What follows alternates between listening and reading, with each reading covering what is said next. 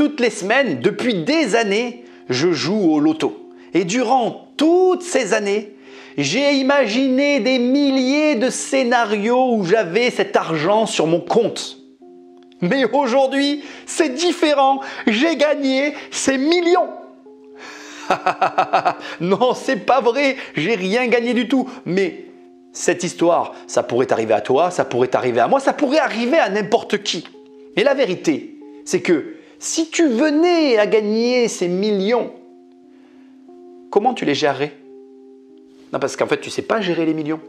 Et quand je pose cette question à ces personnes qui s'imaginent ces scénarios, ils me répondent « Non, mais je trouverai un conseiller pour m'aider à gérer mes millions. » En fait, si tu penses comme ça, tu perds déjà de l'argent. Et pas qu'un peu, tu perds beaucoup d'argent. Parce que qui tu vas aller voir? Ta banque? Sérieusement? Tu penses que ta banque va t'aider à placer ton argent, va te permettre d'accroître ta fortune et de la conserver? Est-ce que ta banque, durant toute ton existence, t'a déjà aidé pour gagner de l'argent? Moi, je ne pense pas. Comment elle pourrait te faire gagner de l'argent le jour où tu en as plus, si jamais elle t'en a fait gagner? Du coup, si tu commences à faire des recherches sur quelle est la personne la mieux à même de te conseiller et de t'aider au niveau financier, tu vas finir fatalement par tomber sur les CGP. Et là, on retombe sur le titre de la vidéo. Du coup, je sais ce qui va arriver et c'est normal. Et tu me connais maintenant, moi j'aime beaucoup Google. Mais c'est quoi un CGP? On va sur Google, on va taper tous les deux c'est quoi alors un CGP déjà c'est le diminutif de conseiller en gestion de patrimoine. Voilà, c'est pas facile parce que j'écris un truc et j'en dis un autre. Donc un CGP c'est un conseiller en gestion de patrimoine et du coup j'ai tapé c'est quoi un conseiller en gestion de patrimoine. Bon, j'aime beaucoup Wikipédia donc on y va et on va lire ensemble tout simplement. Regarde, je descends un peu, je mets devant toi la fiche Wikipédia, tu peux la lire avec moi. Un conseiller en gestion de patrimoine ou CGP, gestionnaire de patrimoine ou gestionnaire de fortune, là tu vois on est en plein dedans, est un professionnel se spécialisant dans le conseil et la gestion de patrimoine privé et qui intervient dans la gestion de patrimoine individuel ou familial incluant le patrimoine fiduciaire ou d'entreprise. Ce rôle peut être décisionnel ou consultatif, ça on va le voir tout à l'heure, selon l'entente de service professionnel, je le rajoute moi, que tu peux avoir avec lui. Il conseille ses clients fortunés sur leur patrimoine financier, immobilier, professionnel ou encore artistique en leur préconisant notamment de placer une partie de leurs avoirs dans diverses opérations. Exemple, sur les marchés financiers, de capitaux immobiliers ou encore d'épargne, actions, obligations, fonds d'investissement, SCPI, OPI, ETF, assurance vie ou d'autres solutions alternatives. Un conseiller de gestion de patrimoine peut également accompagner ses clients dans plusieurs domaines comme l'optimisation fiscale, la donation succession, la préparation à la retraite ou encore la défiscalisation. Les conseillers en gestion de patrimoine peuvent exercer leur métier au sein d'un établissement bancaire, d'assurance financier ou family office, d'un cabinet d'expertise comptable ou indépendant au sein d'un cabinet de gestion privée ou de patrimoine. Je terminerai juste en t'ajoutant ceci. Pour être CGP, il te faut des diplômes. Regarde, ici, on est en France. Donc, tu vois bien que là, ici, regarde, si tu regardes, là, on est sur la rubrique France. Et on a juste ici, donc le CIF, l'ORIAS, l'IOBSP, la compétence juridique qui correspond à un Master 2, ok, et être membre d'une association professionnelle de gestion de patrimoine agréée par les marchés financiers, l'AMF. Bon, bref, tu trouveras tout ça sur Wikipédia, au demeurant. Et laisse-moi te le dire tout de suite, c'est très bien. À partir de là, tu as trouvé le fait que grâce à un CGP, tu peux peut-être avoir les conseils que tu cherches. Sauf que, avec le CGP, tu as 3 gros problèmes que je vais t'expliquer, mais qui surtout vont me permettre de reconnecter à partir de maintenant la vidéo avec le titre « L'arnaque des CGP », des conseillers en gestion de patrimoine. Et donc, on va commencer par le premier point, très simple, la manière dont est structuré le marché du conseil en gestion de patrimoine. Est-ce que tu sais comment est structuré ce marché? Alors, on va dire qu'il y a ici 95% du marché et il y a ici 5% du marché. Et là, tu es en train de te dire, mais Nicolas, tu as dit un truc et tu as écrit autre chose. Oui, oui, je sais. J'ai dit 95 et 5 et j'ai écrit 80-20. Pourquoi? D'abord, je n'ai pas trouvé de chiffre. Il n'y a pas de chiffre officiel sur ce que je m'apprête à te dire. Les chiffres que j'écris, c'est pour respecter la loi de Pareto. Parce que je pense pas en fait, c'est pas vrai. Je ne crois pas qu'on soit sur une loi de Pareto, mais je n'ai rien qui me permet de dire le contraire. Si ce n'est encore une fois mes observations. Mais t'inquiète pas, tu vas comprendre. Donc pour moi, le marché, on va dire, du conseil de gestion en patrimoine se répartit de deux manières, de deux grandes manières. Première grande façon, les grands systèmes que tu vas trouver, ce sont les groupes. Je vais appeler ça des groupes, mais tu vas comprendre après pourquoi j'écris groupe. J'avais envie d'écrire société, mais d'ailleurs, il y en a plusieurs. Je vais mettre un S entre parenthèses, mais c'est des groupes qui se partagent le marché. Et de l'autre côté, tu vas avoir les indépendants. Mais je vais aller un petit peu plus loin dans mon explication pour que tu comprennes. Tu as ici, moi, ce que je vais appeler un environnement fermé. OK. Et tu as ici ce que je vais appeler un environnement ouvert. Et attends, c'est pas terminé. Pour bien qu'on se comprenne, parce que là, je vais rentrer dans des détails un peu techniques et pour que tu aies bien l'image en tête, je vais me permettre d'écrire ici un système comme Macintosh, tu vois. Non, même pas, je vais pas prendre, je voulais faire Mac et PC, mais je trouve que c'est pas cool. Donc, je vais pas faire ça. Je vais dire qu'ici, on est sur le train. Donc, ça veut dire que tu peux te déplacer en train, mais il y a quand même une voie de chemin de fer. Donc, tu es obligé de suivre le trajet qui t'est imposé. Alors qu'ici, on est sur une voiture qui te permet vraiment d'aller là où tu veux, dans la liberté de mouvement. Tu es beaucoup plus libre là-bas qu'ici. Ne t'inquiète pas, je vais t'expliquer, ça va être très clair à la fin. Okay. Donc ça, c'est le premier gros problème qui cache la forêt. Et je veux le préciser aussi, chaque problème que je vais te donner est cumulatif, il y en a 3. Et donc les 3 problèmes forment un tout. Tu ne peux pas les dissocier, c'est vraiment l'ensemble. Et tu vois, tout est imbriqué l'un dans l'autre et c'est problématique. Donc ici, je veux qu'on soit très clair. Souvent, la structure de cette partie-là, c'est que tu vas avoir une structure en 2 parties. C'est comme ça. Et toi, en tant que client, tu vas t'adresser à cette partie-là. Donc soit ici, on va avoir un grand groupe, une grande société, une banque. Donc ici, ça peut être une banque ou / une maison mère. OK. Et ici, tu vas avoir soit du coup une succursale. Ce n'était pas de cette couleur que je voulais que ce soit écrire. Ça ne va pas rentrer, donc je vais écrire juste S. OK. Ou alors un commercial. Donc, je t'explique, tu vas comprendre. Toi, tu es client d'un cabinet de conseiller en gestion de patrimoine. Ce cabinet t'envoie une personne qui va être un commercial en réalité et qui travaille pour une maison mère. Ou alors, toujours pareil, tu es client d'un cabinet de conseiller en gestion de patrimoine qui est une succursale et qui travaille pour une banque. D'accord? Et là, ce qui va se passer, c'est que comme tu es dans un environnement fermé, le groupe avec lequel tu travailles ne te proposera pas de produits qui sortent de ce que le groupe peut te proposer. Donc ça veut dire qu'en fait, le groupe aura préalablement sélectionné des produits qu'ils vont te vendre et ils ne te parleront jamais de produits qu'ils n'ont pas eux-mêmes sélectionnés.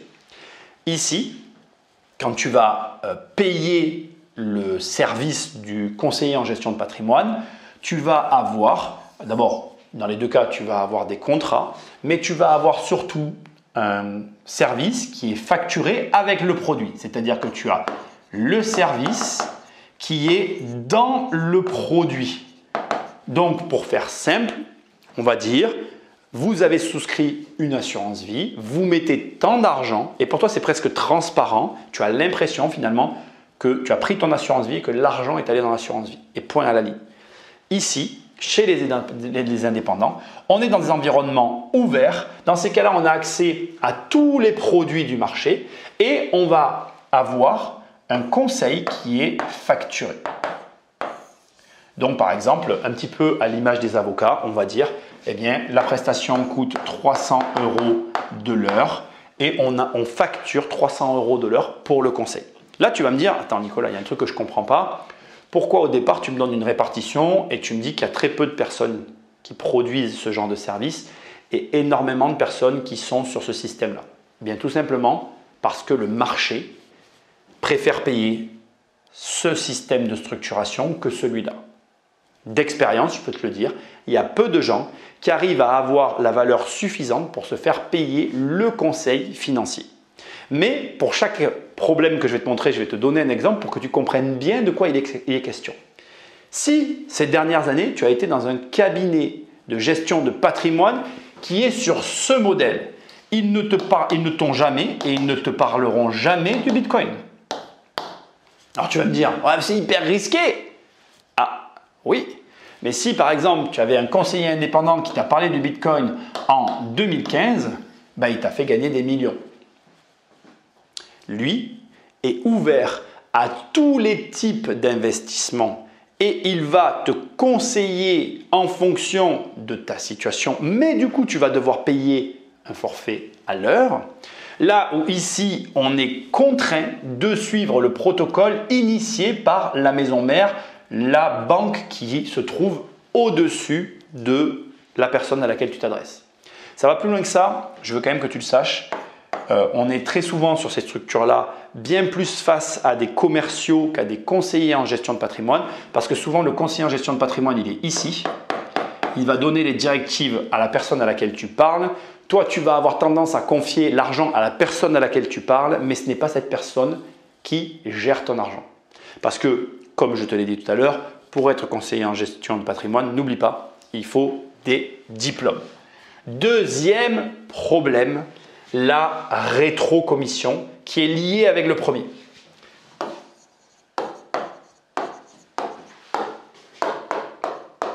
Donc là, ça veut dire quoi? Et tu vas bien comprendre que comme je t'ai expliqué, chacun est imbriqué l'un dans l'autre. La maison mère dont je te parlais tout à l'heure, qui peut être une banque, va te proposer des produits pour lesquels elle touche une rétrocommission. Mais je vais te le dire autrement pour que tu comprennes bien de quoi il est question. Oui, les conseillers en gestion de patrimoine peuvent être payés 2 fois.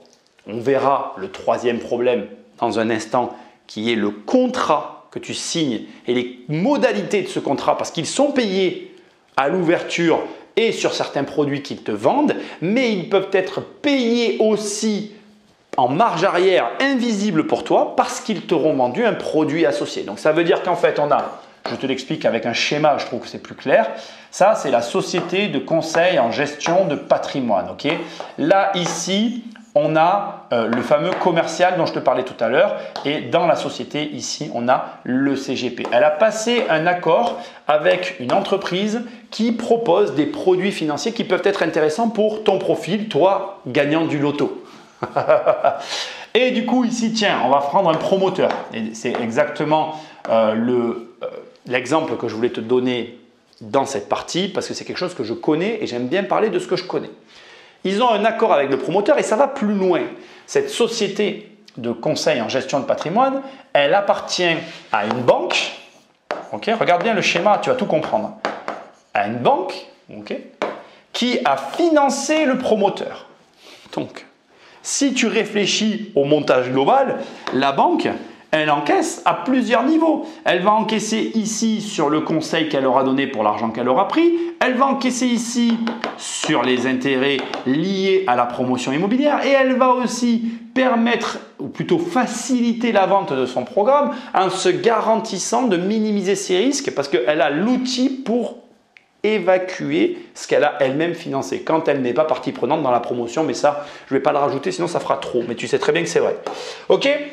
Donc lui, ton commercial, qu'est-ce qu'il va avoir en rétrocommission quand il va te vendre le conseil de dire « Tiens, on va acheter, toi client, tu vas m'acheter ce magnifique Pinel », eh bien, tu avais des commissions qui pouvaient aller de 5 à 15% du montant de la vente, plutôt du montant signé pour le client. Bon, ça a été revu entre-temps. Il y a eu des lois qui sont revenues là-dessus. Enfin, il y a eu plutôt une constatation peut-être d'abus, dirais-je comme ça, avec délicatesse.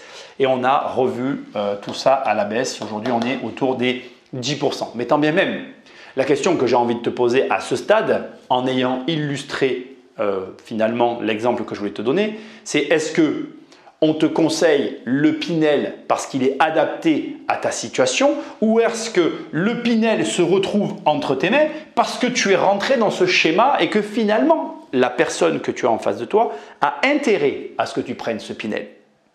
Et là, tu commences à comprendre qu'en fait, tout ce que je viens de t'expliquer, ou plutôt, pardon, le titre de cette vidéo, l'arnaque des conseillers en gestion de patrimoine. Déjà à ce stade, ça te permet de remettre en cause ta réflexion vis-à-vis d'eux. Maintenant, on va aller voir le contrat qu'ils te font signer.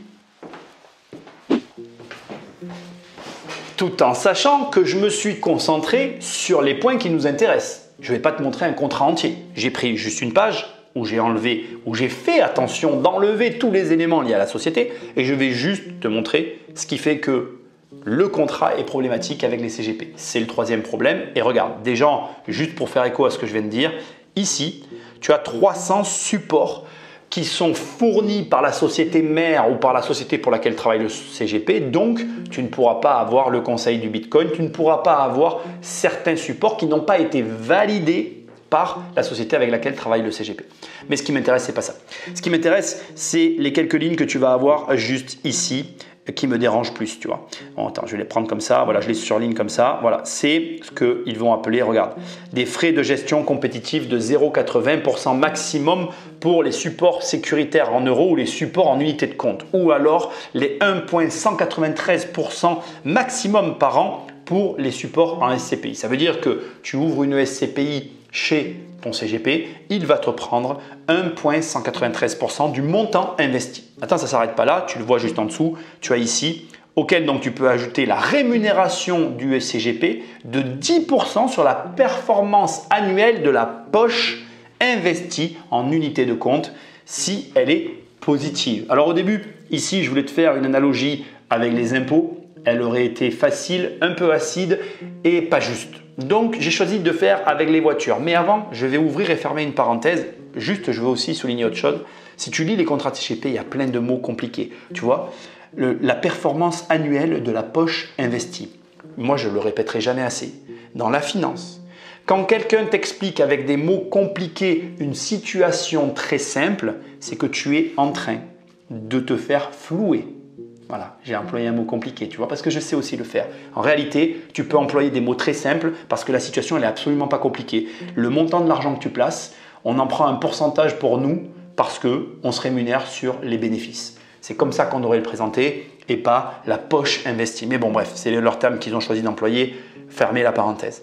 Juste, je voulais te dire ceci par rapport aux voitures. Pour moi, c'est un peu comme les voitures. Quand tu achètes une voiture, aujourd'hui, finalement, tu achètes un financement.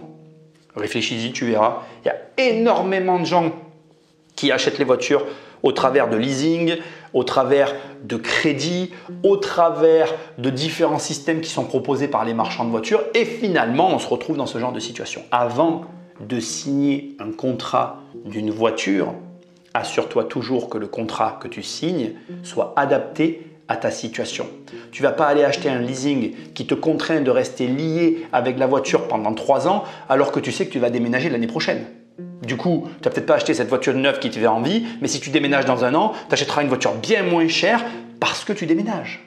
Ben là, c'est la même chose. Tu ne vas pas signer un contrat avec un CGP sans en avoir vu plusieurs et sans t'être assuré que tes besoins correspondent à ce qu'on te propose. C'est d'ailleurs pour ça que je te dis toujours de lire des livres. Pourquoi? Parce que si tu prends l'habitude de lire des livres, tu n'auras pas de complications pour lire un contrat. Tu vois ce que je veux dire? Et le problème d'ailleurs, c'est que c'est un métier de contrat, comme l'immobilier. Et donc, le contrat là, tu dois le lire pour venir pointer tous les problèmes que tu y vois. Et d'ailleurs, petit conseil, s'il y a quelque chose qui ne te plaît pas, barre-le. Et si le CGP n'est pas prêt à faire un geste sur ce que tu as barré, c'est peut-être parce que ce n'est pas le bon CGP pour toi. Et si tu commences à comprendre qu'en additionnant les 3 points que je viens de te donner, tu approches du problème, eh bien, laisse-moi juste te dire que tu ne fais que l'approcher, le problème. Et voilà comment, en 3 points, finalement, tu te retrouves coincé à cause d'une seule et unique pensée. Quand j'aurai de l'argent, je le confierai à quelqu'un qui m'aidera à le gérer. Mais d'où tu sors ça? D'où tu sors ça? Pourquoi autant de personnes pensent comme ça?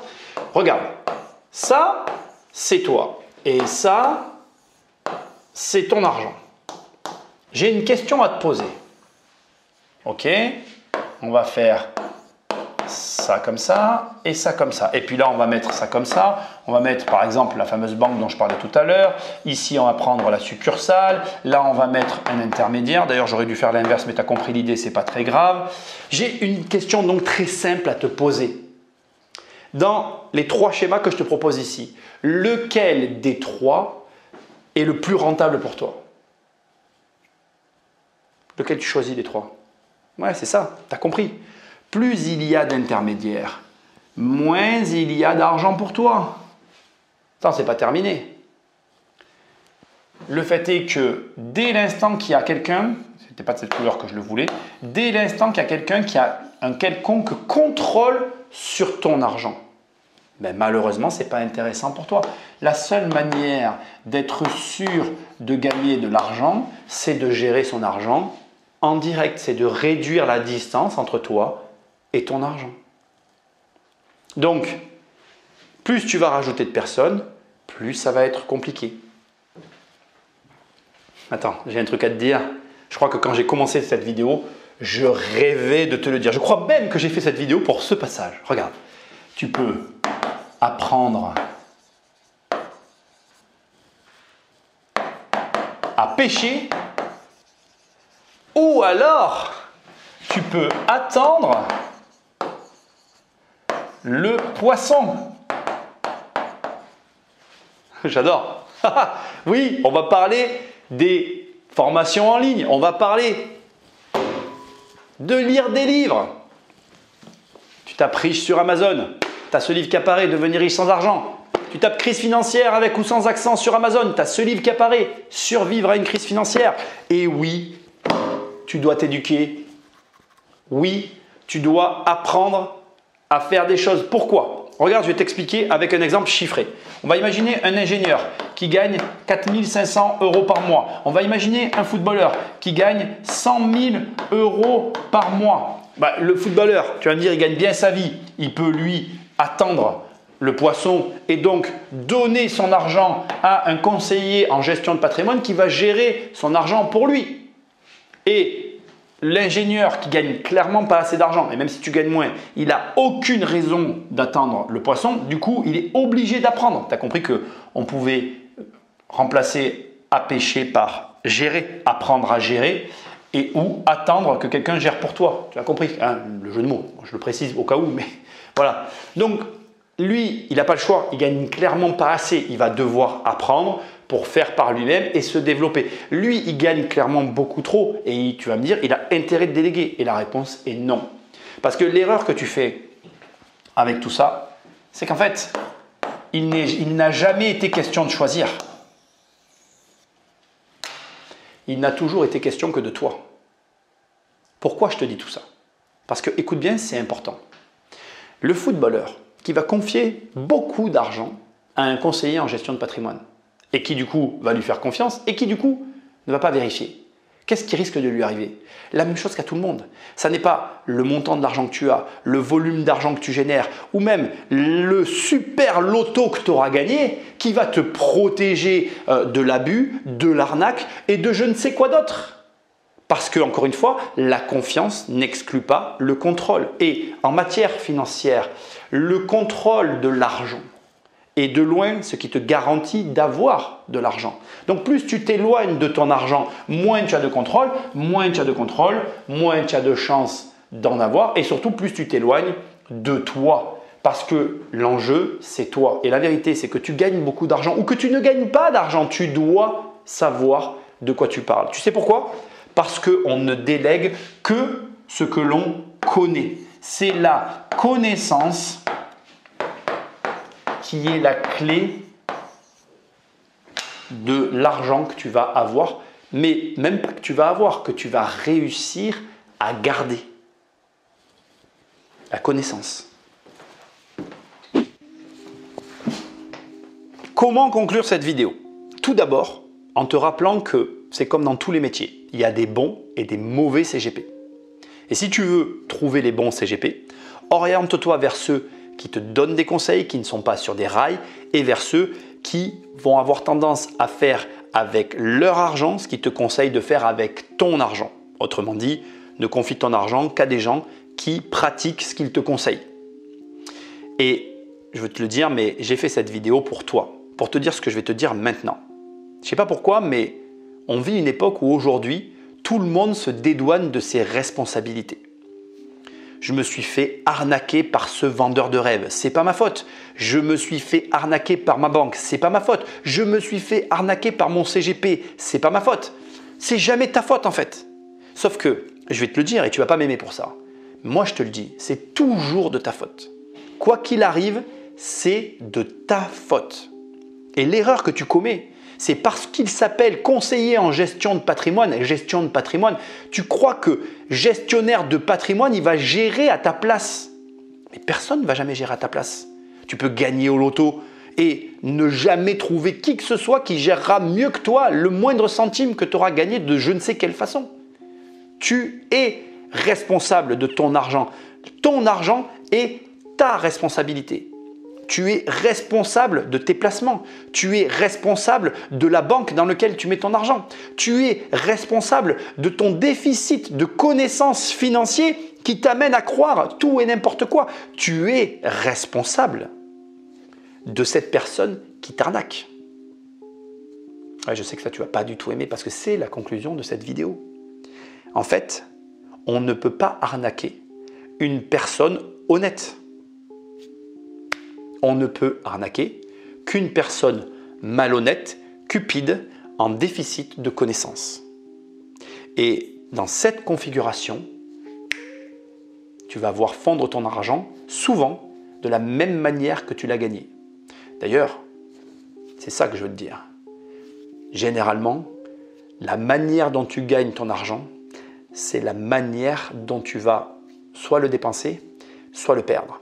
Parce que si tu l'investis, ça veut dire que tu sais le faire. Si tu sais le faire, ça veut dire que tu as des connaissances et ça veut dire que cette vidéo n'est pas dédiée à toi. Donc, arrête de rechercher la faute sur les uns et les autres. Endosse tes responsabilités et tu auras l'argent. Like, partage. Va sur Amazon, tu tapes riche, tu as mon livre qui apparaît pour nourrir ton cerveau et tes connaissances financières. Tu tapes crise financière et là tu as un livre encore plus intéressant pour nourrir tes connaissances financières. Moi je te dis à très bientôt dans une prochaine vidéo. Salut!